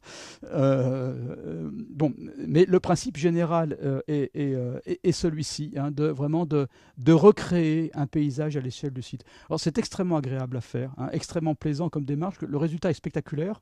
Hein, de trouer la forêt comme cela. Ça change complètement la perception que l'on peut avoir d'un lieu. Et c'est par ailleurs des travaux extrêmement doux. Il s'agit seulement de couper des arbres. On ne reconstruit pas, ça coûte pas d'argent. Je dirais même ça en rapporte, hein, puisqu'il y a un produit de la vente de ce bois. Hein, et ça renouvelle fortement le site. Donc on a également mis en place un vocabulaire, une typologie de type d'intervention pour la mise en valeur des vestiges ponctuels. Hein. Alors avec des questions de principe, donc voilà, la situation initiale générale, c'est des vestiges complètement enfouis sous la forêt. On n'y voit rien. C'était la situation dans laquelle on était au Mont-Beuvray il y a 30 ans, avant qu'on redémarre les fouilles. Il faut se mettre à quatre pattes sous les arbres pour aller percevoir les accidents du terrain qui manifestent des traces de vestiges archéologiques. La première chose à faire, c'est ce qu'on fait de façon plus systématique, et c'est souvent suffisant, hein, c'est tout simplement faire des dégagements un peu pertinents, un peu subtils de la forêt pour focaliser sur le regard, sur ce qui est intéressant. Par exemple, un mouvement de terrain qui manifeste la position d'un rempart ou d'une voie, etc. Et on peut faire beaucoup de choses comme ça. Et à l'échelle de l'ensemble du site, c'est la pratique à privilégier. On peut également aller un petit peu plus loin, et là, notamment quand on aura fini une fouille, si on imagine que cette terrasse ici a été fouillée, on s'est aperçu qu'il y avait des murs, on peut raviver au moment du remblaiement les arêtes de ces talus pour rehausser un petit peu la visibilité de ces vestiges. Là aussi, c'est des choses très simples que l'on va faire systématiquement au moment où on va remblayer les chantiers. C'est l'intervention minimale que l'on fait au moment où on remblaye les chantiers. Ça ne coûte rien. Dès lors qu'on vient avec une pelleteuse pour emblayer, c'est ce que l'on va faire. On va pouvoir aller encore un petit peu plus loin et faire émerger des vestiges, des bouts de mur, soulever le coin du tapis, d'une certaine façon. Et il ne suffit de pas grand-chose pour avoir un fort pouvoir d'évocation. Un angle de mur dégagé sur quelques mètres va pouvoir tout à fait faire comprendre que ce talus qui s'étend sur 100 mètres prend l'emplacement du tracé d'un mur. C'est pas la peine de tout dégager, ça coûte très cher. Et puis tout dévoiler, c'est finalement enlever du mystère, d'une certaine façon. Donc c'est ce qu'on va pouvoir faire, c'est certainement ce qu'on fera à PC14 quand vous aurez fini la fouille. C'est ce qu'on va faire aussi sur ces maisons en bois de la Côme Chaudron. J'ai montré une photo tout à l'heure. On va rematérialiser les terrasses qui correspondent à l'emprise des maisons et on va juste planter quelques poteaux à l'emplacement des poteaux anciens pour suggérer l'ossature, mais on va faire des choses très, très légères et très peu coûteuses.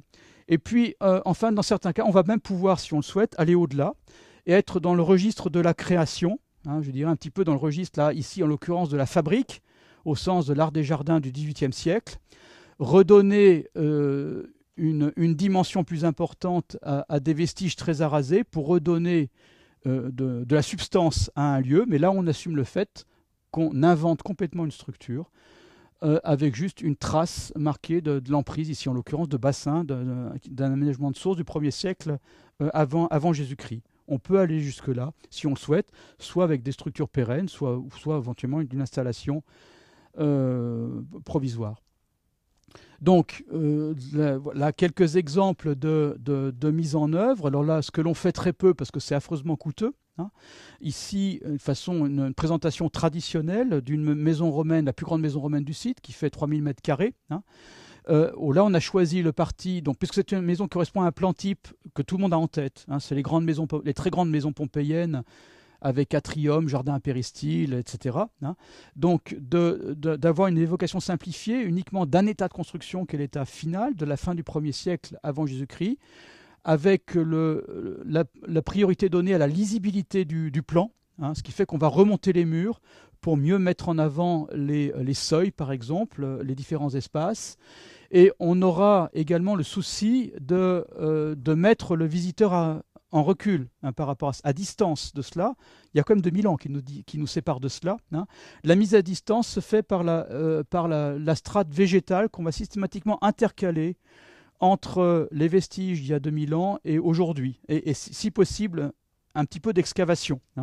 Donc là, la strate végétale, elle est très légère, c'est une végétalisation de tous les espaces de circulation antique, avec des traitements différenciés, et puis le parcours de visite autour qui va être un petit peu en surplomb, que les visiteurs se rendent compte que cette maison, elle est sortie du sol, qu'on a creusé. Il faut absolument éviter qu'il y ait un fondu enchaîné entre le sol de circulation moderne et le sol de circulation antique. Cet effet de mise en abîme est essentiel pour comprendre ce qui est ancien, même si ce n'est pas encore complètement terminé sur ce site-là, mais on va le renforcer progressivement avec les saisons. Alors on le fait très peu parce qu'il y a énormément de travail de reprise de maçonnerie, et c'est très vulnérable, c'est-à-dire qu'il faut chaque année, après chaque hiver, repasser plusieurs semaines pour reprendre les maçonneries qu'on avait consolidées les années précédentes. Alors on s'est intéressé donc à une protection plus durable. Alors, pour différents motifs, donc essayer, l'objectif c'était de donner à voir aux visiteurs un morceau de vestige tel que les archéologues les ont fouillés, sans aucune intervention de restauration. C'est-à-dire présenter les vestiges dans leur jus, au moins sur une petite surface, mais que ce soit faisable, visible toute l'année. Hein. Et en plus, on avait un secteur de vestiges particulièrement important, qui sont ce secteur de forum, hein, qui est quand même le plus ancien bâtiment public romain jamais trouvé au nord des Alpes, dont on voulait laisser les traces visibles. Donc, une fois de plus, on est allé voir le ministère de la Culture, qui a toujours été extrêmement complaisant vis-à-vis de Bibracte, en leur demandant, en les convainquant qu'il était urgent de financer totalement un projet expérimental de construction d'un abri de chantier, hein, qui répondait à un cahier des charges impossible, qui était d'être totalement réversible, c'est-à-dire aucun impact dans le sous-sol, absolument pas de fondation, pour ne pas dégrader les vestiges encore enfouis, totalement modulable, c'est-à-dire qu'on puisse le développer en fonction du développement des fouilles, et installable sans aucun engin, hein, c'est-à-dire à bras d'homme. Et effectivement, cet abri qui fait 850 mètres carrés a été construit avec 2 personnes et ce petit échafaudage, hein, aussi bizarre que ça puisse paraître. Hein. Donc l'abri n'a pas de fondation, il est lesté par des tessons d'amphore, matériaux importants sur le site. Donc on a donné une nouvelle vie à nos tessons et on les présente aussi. On présente le quantitatif, ce qu'on peut pas faire au musée. Et les déblais de fouilles ont servi à lester. Ils sont mis dans des grands sacs, ces gros punching balls, qui servent à accrocher l'abri. À l'intérieur, donc voilà ce que ça permet. Donc ça permet véritablement là, de présenter les vestiges. Alors le travail de mise en valeur est en cours. On aura une grosse campagne de consolidation cet été. Là, on a pris le parti de ne pratiquement remettre aucune pierre qui n'avait pas été en place, vue par les archéologues, sauf pour des problèmes de stabilité. C'est-à-dire on recolle les pierres qui sont décellées, hein, mais on présente les coupes stratigraphiques exactement comme on les a trouvées, dans toute la mesure du possible, et les vestiges dans toute leur complexité. À cet emplacement-là, on a une sédimentation archéologique de près de 3 mètres. On voulait montrer la densité de l'occupation urbaine sur ce secteur. Et on assume le fait que les vestiges sont difficiles à lire, hein, et qu'il faut vraiment une médiation pour faire comprendre ce qu'il y a. C'est une bonne façon de montrer ce à quoi est confronté l'archéologue au quotidien. Donc il y a toute une couche de médiation à mettre en place. Ça, c'est le programme des années à venir. Donc la troisième dimension, elle est problématique, évidemment. Je vous ai déjà montré tout à l'heure l'exemple de cette porte du Rebou. On a voulu matérialiser l'entrée de la ville avec un résultat qui n'est qu'à moitié probant. Hein, encore, la greffe dans le paysage n'est pas complète. Ça a été fait à la fin des années 90. Je pense qu'aujourd'hui, on ne referait plus ça, hein, très sincèrement. Hein. C'était les premières expérimentations de restitution sur le site. Je pense qu'on ferait une intervention beaucoup plus légère aujourd'hui. On ne partirait pas à cette grande échelle. Donc la recréation, hein, d'espaces architecturaux qu'on a fait à un endroit qui avait un très très beau cadre paysager, mais les vestiges archéologiques ne suffisaient pas pour reconstruire quelque chose qui avait suffisamment de substance, mais on s'est basé sur des fondations anciennes. Évidemment, de nouveaux outils d'interprétation qu'on essaye d'expérimenter, comme tous. Alors, au-delà de la traditionnelle table de lecture avec le plan archéologique, donc là, quelque chose qu'on va installer sur le site de la Grande Maison du Parc aux Chevaux dans les semaines à venir, qui est une restitution en 3 dimensions en matériaux nobles, de la pierre en l'occurrence, usinée. Maintenant on a de l'outillage qui permet d'usiner avec une très grande précision de la pierre, comme on peut le faire avec des matériaux tendres. Donc on a fourni à l'entreprise un modèle numérique 3D très précis, et l'entreprise est en train de nous usiner, avec quelques soucis d'ailleurs, c'est un peu expérimental, une maquette de la maison qui permet, placée à proximité de la maison, en co-visibilité des vestiges, de donner une bonne lecture. On avait fait le test avec une maquette provisoire faite avec une équipe de chômeurs qui a montré que c'était un outil qui était apprécié, qui a une qualité, qui participe de l'identité du site. Hein, je crois que c'est important, on a un mobilier spécifique. Donc moi, j'ai le souci qu'on met très peu de mobilier sur le site, mais le mobilier que l'on met soit très identitaire et soit très très fortement associé à du contenu culturel. Hein, donc c'est le pari qu'on a fait, et si ça marche, on essaiera de trouver les financements pour en mettre à d'autres endroits. On réfléchit évidemment à des outils embarqués d'aide à la visite, hein, style iPad avec des modèles 3D. Alors on a fait encore des tests il y a 15 jours. La technique n'est pas encore complètement au point, hein, dans la mesure où le géoréférencement n'est pas assez précis. Hein. Il faudrait un géoréférencement pratiquement à 10 cm près pour être pertinent. Hein. On est à 3-4 mètres. Hein. Donc, ce n'est pas crédible. Donc, il faut trouver des artifices pour contourner ce problème de calage imprécis pour des outils qu'on a avec les outils de navigation qu'on a sur des équipements informatiques grand public. Mais on y viendra un jour, très certainement. On y travaille. Et puis, ça ne doit pas faire oublier ce qui reste absolument essentiel et ce qu'il faut privilégier dans tous les cas, c'est l'accompagnement humain, hein, qui permet de s'adapter au mieux aux visiteurs. Hein. Le guide qui vit en Morvan, je sais qu'il va dépenser son argent, il participe à la société du Morvan sur place, tandis que le gars qui a fabriqué un iPad, les retombées locales sont moins évidentes. Donc, à tout point de vue, l'accompagnement humain est bien plus satisfaisant quand on peut le faire. Hein. Donc, on essaye, nous, on a en tout cas une équipe d'une quinzaine de guides qu'on entretient et qu'on motive pour faire l'accompagnement de tout type de visite. Hein. Cette présentation, cette offre sur le site fait partie d'une offre plus large dans laquelle il va y avoir une présentation permanente, une mise en perspective de Bibracte, hein, comme je vous l'ai dit. Il y a également des expositions d'archéologie qui vont permettre pour le moment de décliner différents regards sur la proto-histoire européenne, hein, donc chaque année. Et puis également un souci d'une ouverture culturelle. Je veux dire, on est dans un contexte particulier où il y a très peu d'offres culturelles autour de nous. Hein. On est dans un lieu qui est magnifique, qui vraiment se prête à des propositions artistiques les plus variées, par la qualité du site, par la qualité de l'architecture. Donc on expérimente, alors de façon là aussi totalement empirique. Hein. Je ne suis pas un spécialiste de la programmation d'art contemporain. Hein. Il nous arrive de ratage, ou du moins d'avoir des rejets par le public, mais enfin, moi, ça fait progresser. Hein. D'avoir systématiquement tous les ans au moins une proposition artistique qui soit construite pour le lieu. Hein. Et également d'avoir des propositions, des événements à caractère artistique, et plutôt que le sempiternel festival celtique que les élus locaux ont forcé la main à mettre en place sur le site du Mont-Beuvray, on a la réponse qu'on leur a faite, c'est-à-dire ok, on vous fait un festival artistique sur le Beuvray, mais on prend le contre-pied du festival celtique qui n'a pas de sens et qui au contraire est un contresens pour nous, en partant sur autre chose, en invitant des acteurs d'une grande scène artistique du XXIe siècle à redonner de la vie à ce qui a pu être une scène artistique il y a 2000 ans Bibracte, hein, pour redonner aussi, réintroduire une culture urbaine sur le site. Hein. Et au fil des années, c'est des choses qui commencent à faire du sens. Il faut encore une fois du temps. C'est une ville qui avait disparu pendant 2000 ans, qu'on est en train de réinventer. Ça se fait pas en 3 jours. Le cadre administratif, je dis un établissement public, alors d'un type particulier, je ne sais pas si vous êtes au courant de ces choses-là, si vous faites de la veille juridique dans vos formations, un type d'établissement qui a été créé par le législateur il y a 10 ans exactement, établissement public de coopération culturelle, qui est parfaitement adapté à la problématique de Bibracte. Et en fait, en l'occurrence, avec notre statut précédent de société d'économie mixte, on fonctionnait suivant les principes de l'établissement public de coopération culturelle. Le principe, il s'agit de mutualiser les moyens entre différentes collectivités qui vont mettre au pot, qui vont contribuer les unes et les autres au financement d'une structure et qui vont la co-gérer. On sait que la co-gestion en France est difficile à cause de millefeuilles administratifs.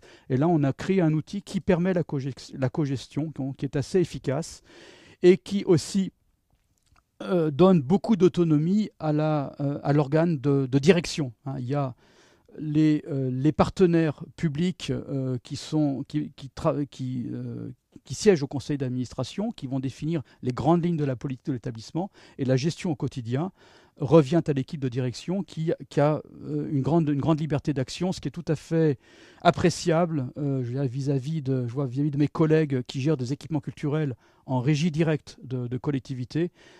J'estime que je suis privilégié parce que je n'ai pas à rendre compte tous les matins à mes donneurs d'ordre. Je le fais une fois par an au sein d'une séance du conseil d'administration, et chacun reste dans son rôle.